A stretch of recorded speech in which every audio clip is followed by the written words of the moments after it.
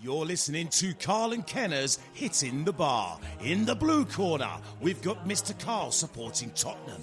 In the red corner, we've got Mr. Kenner supporting Arsenal. Together, they will be discussing all of your football views, all of your football news. So join us here on Karle and Kenner's Hitting the Bar. Hello and welcome to this week's episode of Karle and Kenner's Hitting the Bar, the football podcast. I'm Chris Karle. And I'm Geoff Saunders. We're going to talk about what's happened in the Premier League over the last week and beyond in the world of football. But first of all, as usual, your trivia question. Quite a simple one this week. Who is the oldest player to make his debut in the Premier League, in a Premier League match? That is to say, he walked on the pitch, and at the time when he walked on the pitch, he was the oldest player ever to do that, and still is. Who was it? So he still holds... Still holds it. Still holds the record for that. All right. Listen, it's been quite a week. We had Pochettino being sacked and Mourinho getting signed up a couple of weeks ago. Time moves on, and now it's Unai Emery's turn at Arsenal. He's gone after what can only be described as could be described as many things, but disappointing start to the season so far. I mean, it was about time, wasn't it? Well, it just had to happen. They'd clearly stopped playing for him. Some people accused Emery of having no vision for Arsenal. I think the problem was that he had too many visions for them. Sometimes they'd play three at the back, sometimes four at the back, sometimes four in midfield, sometimes a diamond. I don't think the players knew what the hell was happening. So it was not only a different formation, it was different tactics or lack of tactics some weeks. And different players, and they were not doing the one thing that is in Arsenal's DNA. The one thing you know about Arsenal, the one thing you were taught by your mother while she was feeding you milk was Arsenal have a flat back four that know how to play. Well, they don't. Yeah, as opposed to IKEA, who have a flat back foot. Yeah. Well, maybe it's more IKEA than football. Yeah, I mean they've just been. It's too easy to say they've been shocking. I mean, they have been shocking, but they've been clueless, utterly clueless. Is it just Emery? Are there more things causing the problems at Arsenal than just the manager? Well, I think there has to be, yes. Very good record before he went to Arsenal. So he's clearly not a bad manager. People have been talking about communication as being a problem. Well, it wasn't a problem when they went in a 21-game unbeaten streak last season, was it? So I don't think it's that. But there is something clearly wrong at Arsenal, and maybe having Edu there as a director of football and then having somebody else on the board of Arsenal as also a director of football, are there too many cooks spoiling the broth here? I don't quite understand director of football, let alone anything else. It's almost like you don't trust your manager. Yeah, this is the thing, though. Do you want to have a manager and the archetypal manager is Sir Alex Ferguson, who does manage every aspect of the club, of the football club? These people tend not to exist anymore. Mostly now we have first-team coaches, and Emery is clearly a first-team coach, and that's the model that Arsenal wanted to go down. So then you need a director of football who's going to do all the planning for the young players, the youth team players, sending them all out on loan and then finding new players to come in, having spoken, we hope, to the coach as to what players he wants. But that again was one of the problems this season. They very badly needed a central defender and a holding midfield player, and they went out and spent £72 million on a right winger. Yeah, who's not really shone yet. Well, no, he's not, and my opinion is I don't think he will, because being the second highest scorer in the French league is kind of irrelevant, really. It's dog goals, isn't it? The actual team, what the first team is made up of, you mentioned their Pepe and everything. I mean, it's not even a case of good on paper, bad on grass. They're just not good. Well, they're definitely not good on paper. I mean, if I just read you their squad, Ben Leno, yeah, he's okay. Bellerin. No, I think last podcast you and Steve had a rather interesting discussion. Two very different points of view. Steve Kenton, who's an Arsenal fan, so maybe there's a little bit of bias, but he actually quite rates Bellerin, certainly a lot higher than you do. But is he a top four player? No, of course he's not. Which top club in Europe has come in to say, we want Bellerin? Nobody. No, there's not been a lot to talk about, we have to say. Kieran Tierney, the lad they got from Celtic, will be a brilliant top four fullback, no question. That was a good signing, actually. Very, very good signing. They've got Dani Ceballos on loan from Real Madrid. Okay, getting into Real Madrid's first team is pretty tough. Tough. So let's credit him as being worth it. Lacazette, yes, definitely. Ozil, if you can get him to play, is great. Aubameyang, great. and that's kind of it, really. So there's sort of 3 players that we rate, or we think are certainly top 4 to top 6 players, but the rest of them not so much. But top half of the table kind of players. No, top half, yeah, but not top 4. No, they just you've got to have 11 players who can get into the top 4. Top 4 players plus the subs plus the backup for them, and they're nowhere near that. They're light years away from that. One of the Arsenal fans like to talk about Rob Holding. Now, Rob Holding is one of these players that went from being really promising as a youngster. Everyone said, "Oh yeah, he's really, really good," to now being brilliant without ever having done anything in between. Yeah. And if you look at his record, including playing at Bolton in 2014 to now, he's played 32 league appearances. And that has been how long? 5 years or 6 years now. 5 years. Yeah, that's not constantly injured. Yeah, that's not. I mean, that's not a good thing. I mean, we like Tierney. We think that's a good signing. Yeah, Tierney's a very good signing. But the rest, yeah. You want to shore up your defence, so you bring in David Luiz. I mean, come on. Who's the butt of so many jokes for his defensive.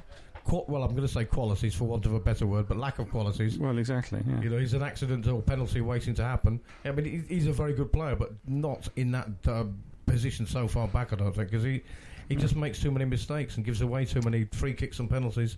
So they're in trouble, Arsenal, I think. Yes. I don't know if you ever watch it, but it's a lovely watch if you're a Tottenham fan particularly. Arsenal Fan TV, yes. And the fans there every week, since they last won a trophy, really, I rate every week, win, lose or draw. Shouting and screaming, Wenger out and all this. Of course, at the stadium and on Arsenal TV, the fans have been holding up placards, Emery out. But a lot of the bile on Arsenal Fan TV has been directed more at the board than the manager, saying, it's all right, he's a rubbish manager, he's done nothing, he's not taken us anywhere, but he wasn't given a chance by a board who are rotten. Well, the fans are angry with the board more than anybody. To be angry with the board, okay. I mean, I agree with this, but there is an argument that says they have no right to be angry with the board. It is a limited company that is owned by somebody, and that person has put these people in charge to run his investment, his asset for him. Now, the problem that we have as fans is that we think it's a football club. Josh Kroenke thinks it's an investment. And your way of managing those two things can be completely different. One of the regulars on Arsenal Fan TV, it's a little bit watching a car crash. But as a Tottenham fan, you're kind of drawn to it because of the rivalry between Arsenal and Tottenham. But it must have been the most painful thing this young lad's ever said about football, considering how much Arsenal fans talk about Tottenham. He said that lot across the road in North London, he said they're actually doing it right. There's a club that's being run properly and they know what they're doing. They acted, they got Poch out, they got Mourinho in, they buy and sell the right players at the right price. He said there's a club that's run properly, and it makes me feel very bad that we can't even see that that's how to do it. So for them to actually have to end up praising their biggest rivals and he said basically I'm jealous of Tottenham. He said because they are doing it the way we should be doing it. I'm not sure if Tottenham are that well run. Levy's got a reputation for getting good deals and everything. I mean, he might get. We can talk about it a bit, but I think it's if Pochettino this season signs up for another Premier League club, they have to pay Levy or Tottenham $12.5 million. Yeah, and I think Pochettino loses a big chunk of his payoff, doesn't he? That won't be happening this season. Would he anyway? Well, yeah. I mean, I can't see that there's a club in England that interests him that much. To be honest, no. There are other places for him to go and enjoy his life, I think. Yeah, he was in. I think he was in Argentina visiting his old club where he started just yesterday or the day before, and he said he can't really see himself coming back to Argentina. Certainly not just yet. And he said, "I will be. My next job will be in Europe." But he didn't say in England. He just said Europe in general. Oh, yeah. I can't. I mean, he's not going to go to Arsenal. Going back to them, Arsenal fans would accept him. I think they'd accept you or I at the moment. I think. Well, they wouldn't because they haven't replied to my application. But maybe that's because I said I could take them to their natural position in the 4th division. But so maybe that's why. But I mean, I don't know what can be done at Arsenal, but it does the whole system needs changing. We've gone 10 minutes and I still don't understand what a director of football does. But they've also got a head of football, and like you said at the very start of the podcast, it's like too many cooks spoiling the broth. They've got all these experts in football on the board, and not very good players on the pitch. This is what we mean by it's the problem with the board, that those people on the board should be looking at the pitch going, do you know what our problem is? We haven't got a very good team. And they're not. So the problem does, in that, if you want to be that simplistic about it, the problem does lie with the suits. Yeah, we can make an assumption about that. We're not in the meetings. It may be that Edu and Sanlehi are constantly pushing for good players, and Josh Kroenke's son is saying, no, we're not spending the money on it. Okay. Because the Americans who own sports franchises, and Arsenal is basically a franchise, they're not interested in winning things in the way that fans think of it. You know, the extra 500 million it costs you to go from 6th place to 1st place pays you back nothing. If you win the Premier League, you get £38 million. If you come second, it's 36 million. So down to about 6th, you're down to sort of 28 million. So that extra 8, you have to spend 500 million to get the extra 8 million. It's not worth it. Now, getting into the Champions League, now that's real money. Tottenham made 110 million. That's worth it. That's worth spending 500 million on. Well, you've said, and you've said it on this podcast, you said it on the radio show that we do every Saturday for 93.6 Global Radio station here on the Costa del Sol. You've said it a few times. Measuring the success of a club is not how many trophies are in the cabinet. It's more about consistency. It's about getting into the top 4 or getting promoted and staying promoted, whatever. But it's not about trophies so much. It is about that top 4 finish and going to a certain extent as far as you can in cup competitions, but not necessarily winning them. Yeah. I've noticed this last week or two, since Pochettino got sacked and there was all a discussion about was he any good at Tottenham, that a lot of the football journalists I was reading in The Guardian, on BBC Online, and the Daily Mirror, just to take 3 that actually did say this, that actually the measure of a good club now is not trophies. Everybody's saying that now.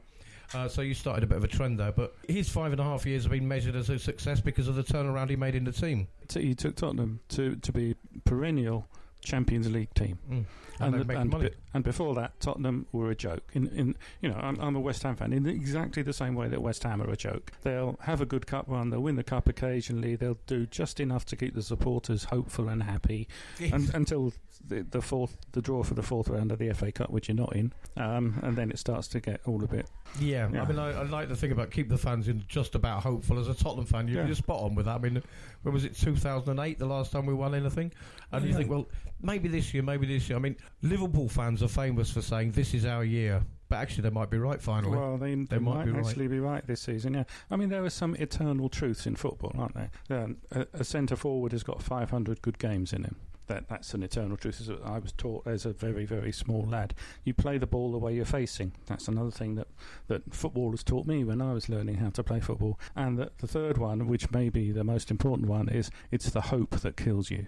Yes, it is, yeah. With Tottenham, is there now hope with Mourinho? You're not a fan of his at all? I'm not a fan of Mourinho, no, because I think he's disgraceful human being, and some of the well, I mean, what did he do to the physio at Chelsea? I mean, he absolutely destroyed it. It was an absolute disgrace. She is a doctor. She did the only thing that she is allowed to do as a doctor. If she had not done what she did, she could have been taken to court. She would have lost her medical licence. And he hung her out to dry, and his behaviour was disgraceful. He walked up behind Villanova, Real Madrid, Barcelona match, and sneakily just went out and poked his finger in his eye.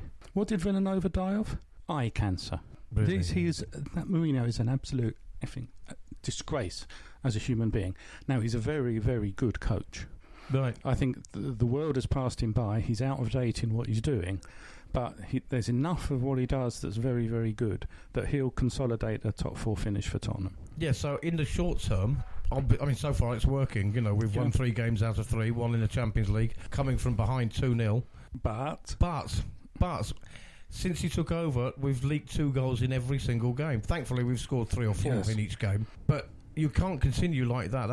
This is a strange thing. There seems to be a lot of open play coming from Mourinho, who's famous for being defensive, and as the expression goes, parking the bus and having a back line of 10 outfield players. Yeah, and yet there's Tottenham scoring goals for fun and letting them in for fun as well. Don't worry, parking the bus will come. It will. It's got to come, hasn't it? But, look, the result Spurs had on Saturday was perfect for Mourinho.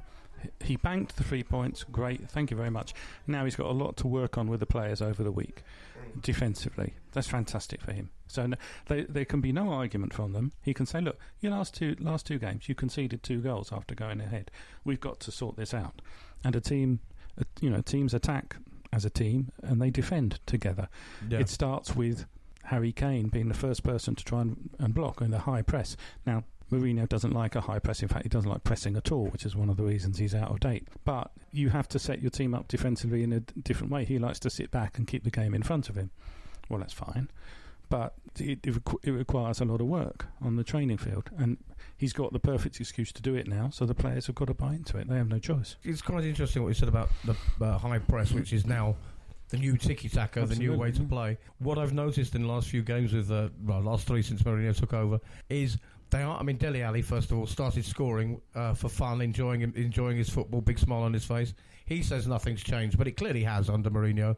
Dele Alli's playing a slightly different role. What else I've noticed is that they are playing some long balls. A couple of the goals have come from long balls, well placed, well pinged, very accurate, very, very telling passes. Yep. But they're not playing, which was dull to watch, passing it out from the back for 26 passes and the 27th results in a goal kick.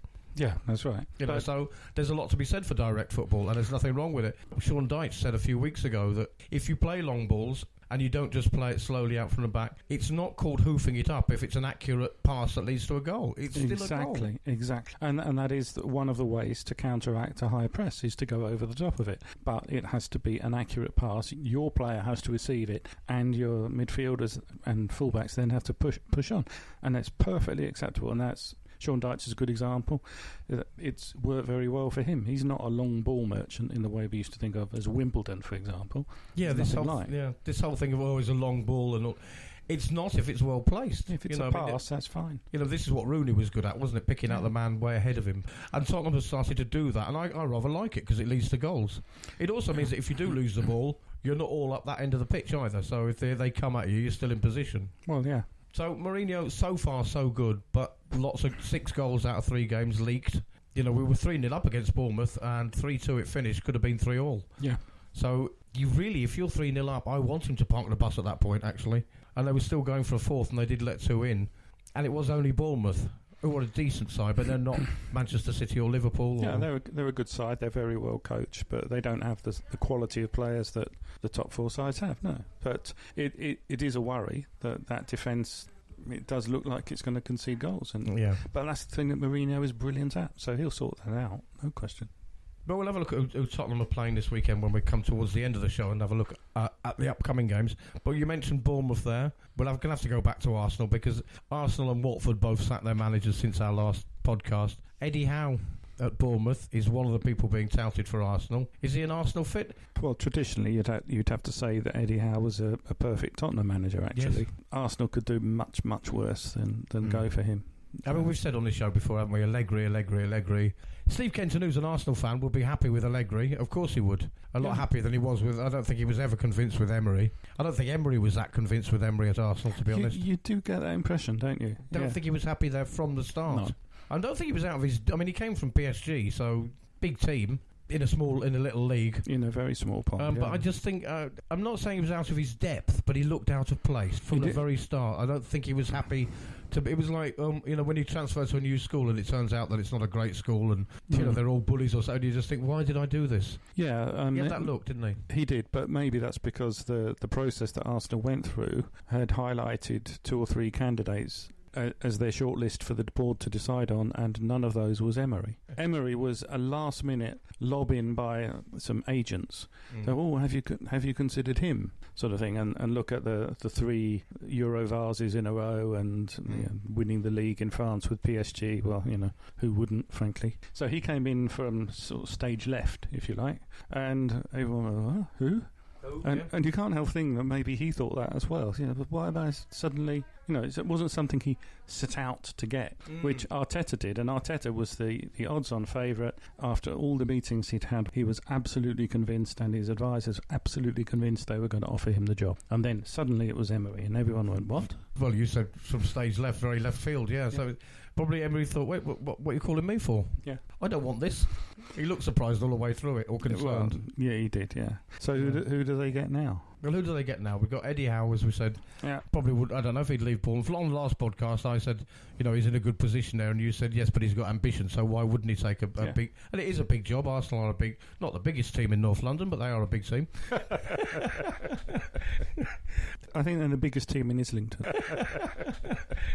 So why wouldn't Eddie Howe take the job? Then you've got Brendan Rodgers at Leicester. No, I mean he's got this strange release clause in his contract. Well, it isn't strange. Most managers have that same release clause. But I don't think he'd go to Arsenal. No. I don't think he'd go to, certainly not to Watford, which we'll talk about in a minute. You've got Brendan Rodgers, who, he's high-flying Leicester now. They've got a very late goal, thanks to VAR, correctly, onside goal for Leicester against poor old Everton, who are way down there. It's going to go. It could be Allegri, it could be anybody, but they've got to get that sorted pretty quickly. Well, I think there were two problems with Allegri. One is he inherited that Juventus team that had won the league 2 years in a row, which was created by Conte. So he has, or whoever comes into Arsenal, has a rebuilding job to do. Has Allegri ever done that? See, that's another thing. As you say, he came in with a ready-made team. A bit like Mourinho did to Tottenham. Absolutely. So, Mourinho keeps going on about, I'm very happy with his squad, and so he damn well should be, actually. So he's just got to tweak the tactics and make the players feel better about themselves, which he's done with a few of them.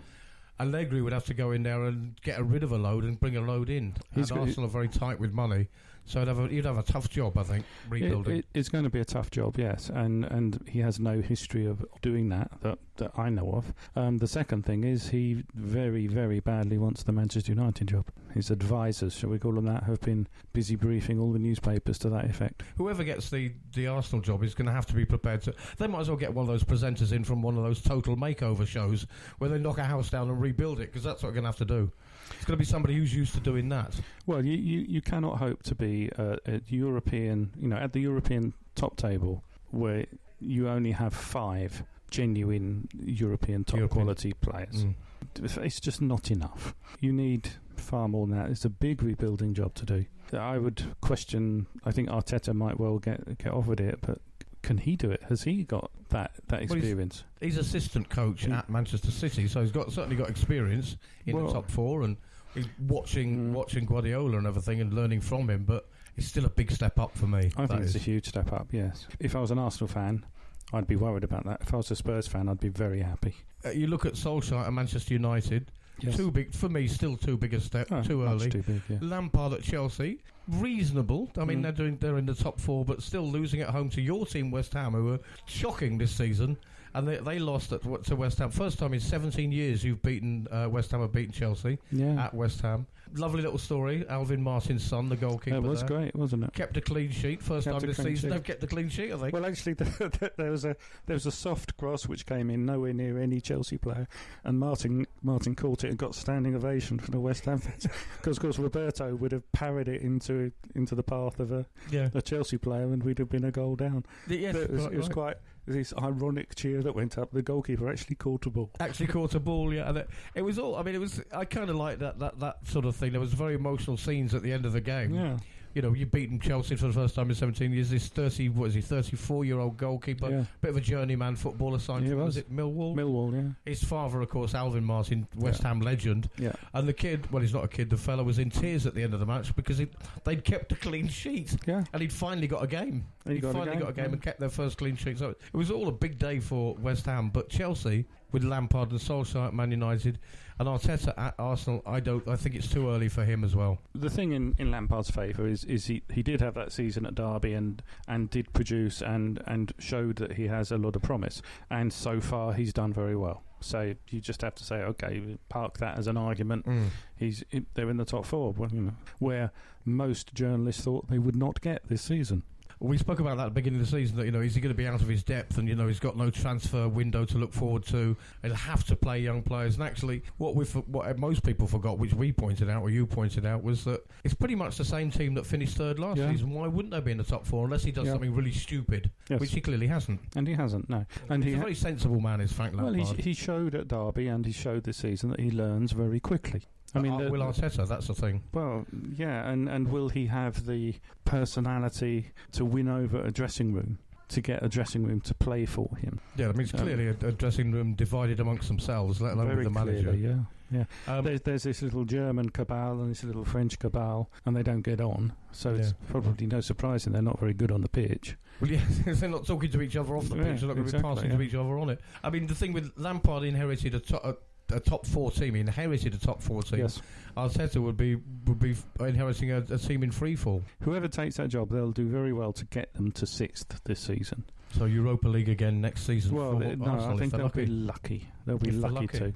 There is a traditional bounce, isn't there? The new manager bounce. Right, and it happened at Manchester United with Solskjaer, happened at Tottenham with Mourinho, and everyone expected it at Arsenal at the weekend, and not quite. Against Norwich. Norwich. The biggest chance, really, to suddenly, for those players, I know it was away, but they're at Norwich, who are destined to go down, or at least, a lot of people are saying they're going to go down. Norwich is a beatable team at home or away, and you'd have thought if the players had a problem with Emery, would have gone, thank God he's gone, let's really show whoever's coming in how we can play and bang some goals in, and they just about came away with a 2-2 draw. Absolutely right. Your theory is absolutely spot on, except that the man who's got them is in charge at the moment was the assistant manager before. So it's a parting on the left is now a parting on the right. It's the same thing. So why would they change their behaviour? There isn't a new man to show. This man, they've known him for all the time they've been at the Arsenal. So there could be no bounce because it's just the old man. It's not the face of Emery. It's Ljungberg, but it's the same thing as far as they're concerned. He was there before with Emery. Yeah, all he's done is he's talking more than he did before and telling them stuff before. But what could have changed? Yeah, so you don't suddenly get that fresh face that comes in and that nothing. Well, what's going to be like? You can see in the footage of the Tottenham's first training session with Mourinho, all the players waiting outside the door for him to come outside, shaking hands with the new team, his coaches, and you can see there was an air of expectation, excitement, and trepidation. Yes. But with Arsenal, I go, oh, here he is. Well, yeah, him again. And who is it? You can imagine sort of Pepe saying to Aubameyang, "Who's this guy then? Oh, he's the guy that puts out the cones in training." I mean, they had to do something, I suppose, and they hadn't got. Unlike Tottenham, cynically, probably they didn't have anybody lined up. Arsenal. It is an extraordinary thing to do, to fire the manager without having a replacement in. Well, that's what Watford had done, isn't it, this week? But yesterday or the day before. That's what Watford and the Pozzo family who own Watford, that's what they do. Well, yeah, that is what they're famous for, isn't it? This Chico Flores, he's been the second time he's been there. He took them to 13th in 2015-16. He was only there a season. This time he's beaten his own record. He's been there for 10 games, 3 months he's lasted. They are bottom of the table. Shocking performances, or at least shocking results. Shocking results. Not performances necessarily, but he's paid the price at Watford. They don't last long, do they, Watford managers? I mean, we used to laugh at Chelsea for changing managers. At least they got a trophy every time. Watford can't even get a point in between managers. Well, that's right. And could you expect the new manager bounce by bringing back the old manager? most of the players are there. He's back. Whatever problems that were there before, are still there. I mean, I don't know what's the opposite of bounce. A drop, I suppose. Yeah, the new manager drop or something. But it didn't work, did it? Dead cat bounce, isn't it? Yeah. What are they going to do, though? Who's going to want that job? I mean, we've sort of had a laugh at Arsenal's expense, or at least been allowed to criticise them for who'd want to take over that team. They've got to rebuild. But at least it's Arsenal. Yes. There is still hope of finishing in the top 4 or 5 or 6. Well, with Watford, who's going to want to take that job, knowing what you've just said about that's the way they do business with managers, and they're bottom of the league? Well, managers will always take the job because a job in it's a bird in the hand, etc. So they'll take it and take their chances. But who do Watford need? Well, they need somebody with experience of a relegation battle. If they don't win the relegation battle, they need somebody with experience of getting promoted from the Championship. Sounds a lot like Chris Hughton to me. Yeah, well, he's been touted for the job, isn't he, among other people? But yeah, I think he'd probably want that. I think he wants to get back in the Premier League. Why wouldn't he? Of course he would. Yeah. Will he stay in the Premier League much longer past next May? Well, yeah, the problem Watford have is that their football, right up until the opposition penalty area, is actually very good, and they create lots and lots of chances. They just don't score. Is that something that a good sort of traditional relegation battle manager can solve? Normally the relegation battling manager comes out and sorts out the defence. Yes. But actually their defence is okay. It's not a problem. They're just not scoring enough goals. So are the Pozzo family going to put their hand in their pocket and find a striker? over the transfer window. Yeah, they've got to, I mean, like with Arsenal, I think they've got to, especially probably more so with Watford, because they are bottom of the table. I think they've got to act a lot quicker. Yes, they do. Because I mean, you can't just put the ball boy in charge of the team for the next game. There's a very promising young manager coming out of Italy called Allardyce. Samuel Allardyce. Well, that's it. I mean, he does say that himself, doesn't he? Yeah. That, and he keeps saying it. He was saying it this last week. I think he's put himself in the frame for several jobs. Is Sam Allardyce too? I mean, they might get him in till the end of the season. And I think that's the bane of his life, is that's what he's seen as, is somebody to save the team until somebody better comes in. Yeah, well, keep us in the Premier League, and there's a $5 million bonus if you do it. In Watford's defence, or at least in Sanchez Flores' defence, Troy Deeney, who is pretty much, I don't know, the talisman, or he's Mr. Watford at the moment. He is Mr. Watford. I mean, he's played 34 minutes since August. Well, their main player has been out. Plus, they did sign a fellow called Ismaila Sarr, who was actually signed before he took over Flores. Club record fee, 25 million from Rennes.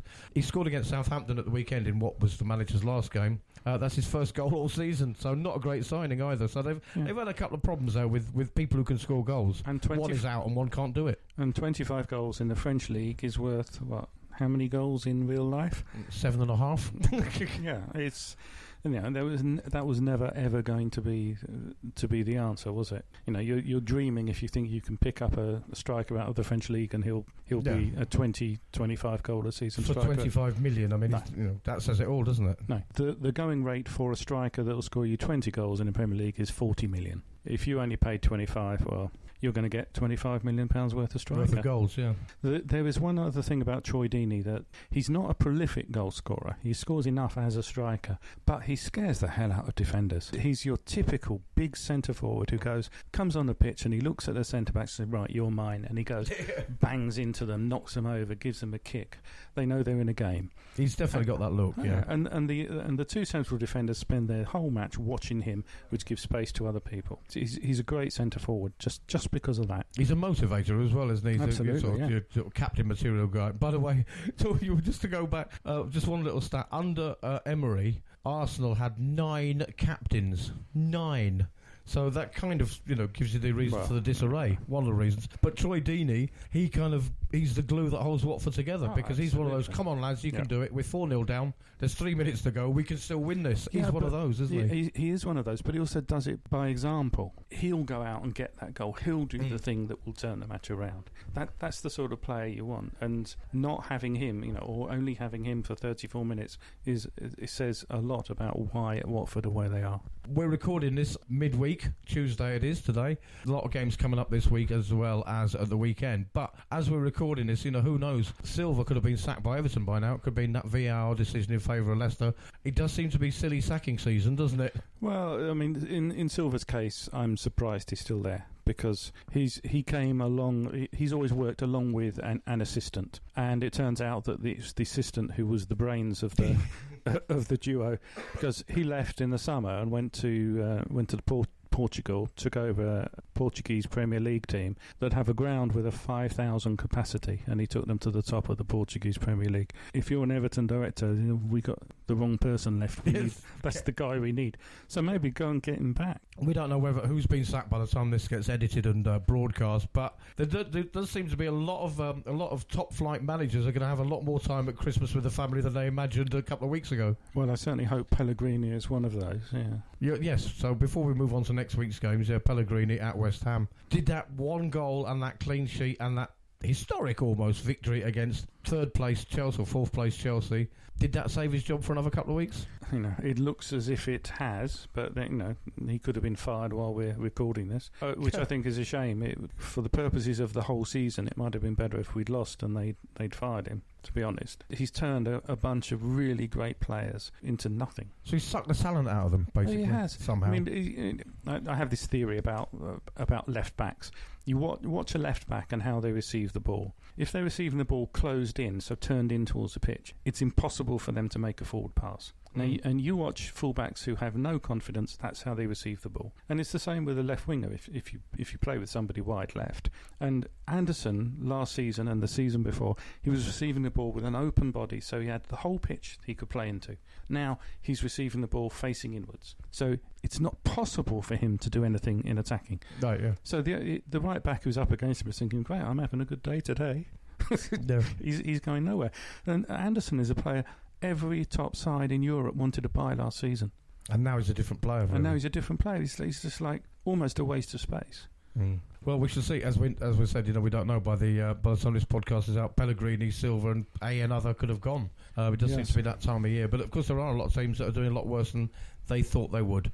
But let's see. No matter who's going to be the manager, we'll have a little look at the upcoming games. Everton and Chelsea. Chelsea lost the weekend. Everton, well, who may or may not have lose their manager. Everton are at home to Chelsea. It's going to be at least a draw for Chelsea, possibly an away win. Again, depending on what happens, but I think I'm going to go for a draw for that one. I think Chelsea are having a little bit of a problem at the moment, and I think Everton desperately need to win, obviously. So I'm going for Everton 1, Chelsea 1. I think a draw. You think a draw as well? 2-2 draw. All right, good. Bournemouth against Liverpool. That can only go one way, can't it? That's going to be an away win. I mean, yeah. Liverpool have showed they will win when they're playing badly. Yeah, and then a good game for Tottenham. They're at home to Burnley, which is winnable, definitely winnable, but they'll put up a fight, Burnley. I think Tottenham will lead goals again, but I don't think they'll score as many because Burnley are pretty tight. I think that's going to be 2-1 to Tottenham. Yeah, I'll go for a draw, 1-1 draw. All right, and then we've got Watford against Crystal Palace. I mean, that's a winnable game for Crystal Palace, surely. You'd have to say, in the form that Palace are in, they're going to win that 2-1, I think. Yeah, so, and then the big one, the late game, big Manchester derby, Manchester City against Manchester United. If Manchester United can't beat Aston Villa at home, and they didn't, they're not going to beat Manchester City away, are they?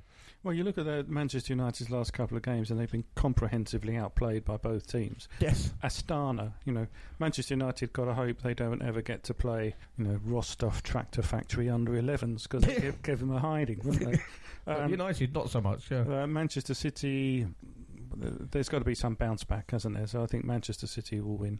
Yeah, I think they'll win. I don't think Manchester City have been on form lately. They've won it twice in a row, the league. They're sort of letting Liverpool run away with it a little bit. So I think they're going to come back in this game. Yeah, Man City 3, Man United 1. Manchester City do have a structural problem that they don't actually have a working central defence. Fernandinho is still playing in the centre of defence, and Guardiola's trying to sort of puff him up, saying how well he's playing. Well, yeah, you can play. You can go to a different position and play well, but the point is you don't think like that position, so everything is like a second too late. Now, Fernandinho is a great tackler, so he can, and he's fast, so he can make up for that. But it's not the same as having a genuine centre back there doing it. The centre backs that Manchester City have got, Guardiola knows he can't trust. So we shall see what happens with that one. That's a big game. Now, that is the late game on Saturday. Then Aston Villa on Sunday against Leicester. Aston Villa, a bit buoyed by their 2-2 draw away at Man United. Leicester can't stop winning, but they struggled against Everton. They did get that late goal, but and the way they celebrated it, you could see they really want to give Liverpool a run for their money. They fancy themselves, Leicester. They do. They certainly fancy themselves to come second, I think. I think that will be a draw because Villa were very, very good. And, despite Manchester United obviously planning and setting out to kick Grealish off the pitch, which they did, it was just bloody assault. It should have no place on a football pitch how Manchester United played that. I mean, I think Villa could get a draw out of that. All right, I think you're probably right. I'd like to see Leicester win. I really like this Leicester team. Jack Grealish, poor fella, was born at the wrong time because the position he plays in, there's so much competition, Dele Alli and everybody else, for that position in the England team. He can't get a look in, but at any other time he probably would have done. I think Southgate's actually got a wealth of choices for that particular position, and that maybe is why Grealish don't get in the team. It's not because he plays for Aston Villa, because there are I think they've got 12 internationals in the Aston Villa team, including one Mings, isn't it, who plays for England. So I think they had 15 players away on international duty the other week, Aston Villa. So it's not because he plays for Villa. I think there's so much competition for that one particular area on the pitch. I would love to see him and Maddison in the England team, though. It would just be, I think it would be fantastic. It would be fun. It would, yeah. Well, those two, and then of course Sancho, another great. I want to see more of all three of those. Yeah. Well, definitely. I think Jadon Sancho's best chance of getting a regular England place is to be transferred to Manchester United. It probably is, yeah. Because that always seems to get you an England place, doesn't it? Yeah, maybe you and I should sign up. All right, then we've got Newcastle against Southampton. Not a game I want to see particularly. No. With all due respect, I don't think there's going to be much. 2-0 to Newcastle, I think. You think Newcastle win that? Southampton, they look doomed, don't they, at the moment? Yeah. Why have they still hang on to their manager? We didn't even mention that. Somehow he's managing to keep a quiet distance from sacking. But having said that, by the time we get home this afternoon, he'll have gone, won't he? That's what happens. Norwich against Sheffield United. I think Sheffield will beat them. Oh, away win there, I think. Yeah, Norwich, well done for holding Arsenal and all that, but Sheffield United are very good. Sheffield United are wonderful. I mean, it's total football, and if the manager was a Dutchman, everyone would be praising him to the skies. But he's brilliant. Chris Wilding. Yes, and if it was Christoph Wilderam. Yeah, I know, exactly. And anybody who wants to watch that game, watch Cantwell, the young, tall midfielder for Norwich. He's a brilliant player, and he'll be playing for a very, very big club very soon. Fantastic. All right, Brighton Hove Albion against Wolverhampton Wanderers. Away win. Away win for Wolves. They're coming good again. I mean, we've said it before. They're doing as well as they did last season, even though people say they're not. Statistically, they are. They are, yes. And Brighton, they were Steve's tip to go down. They've sort of defied him lately, but they started to slip again. Yeah, I think Wolves have got too much for Brighton. I think so too. And then on Monday, West Ham United, your team, against Steve's team, Arsenal. I think a draw there, actually. I think that probably there is a draw there for I don't know if that'd be... Who would prefer that? Would Arsenal be happy just to come away with a draw? I think both teams would be unhappy with it, but... both teams think they can win that one. I think both teams would hope to win it. Yeah. I mean, I know they should professionally, but all right, I'm going to go. I'm going to go for a draw as well. I think it's just one of those games. I think it'll just peter out because both teams are in a bit of trouble, and Arsenal, unless they've got a manager by then, unless they appoint a manager by then, things could have changed. But I think we'll go for a draw for that one. That's all the games for this upcoming week. Those are our sort of predictions. But before we go and say our goodbyes, Geoff, the question and answer to this week's Triv. Oh, right. To this week's trivia question. Okay, the question was, who was the oldest player when they made their debut, played their first match in the English Premier League? And the answer was John Burridge, who was 43 years, 4 months and 26 days old. 43 playing in the Premier League, and it was his first ever Premier League game. His first ever Premier League game. He came on as a half-time substitute for Manchester City against Newcastle on 29th of April 95. That makes him not only the oldest Premier League player in history, but also the oldest Premier League debutant. Brilliant. So the oldest ever player and the oldest ever debutant. That's fantastic. Well done him. Obviously not playing anymore because that's at the start of the Premier League, wasn't it? Really, when it first kicked off, if you'll pardon the expression. Fantastic. That's a lovely question. That's all we've got time for. I'm Chris Karle. And I was Geoff Saunders. You certainly were, and you probably will be. We'd like to thank you for listening. Any information about Karle and Geoff Hitting the Bar you can find on our Facebook page and on Twitter. Do follow us and join us next week for more Karle and Geoff Hitting the Bar, the football podcast. You've been listening to Karle and Geoff's Hitting the Bar. Join us again next week for more of their twisted football news, all of their weird football views. You can find them here every week on Karle and Geoff's Hitting the Bar. We'll see you again shortly.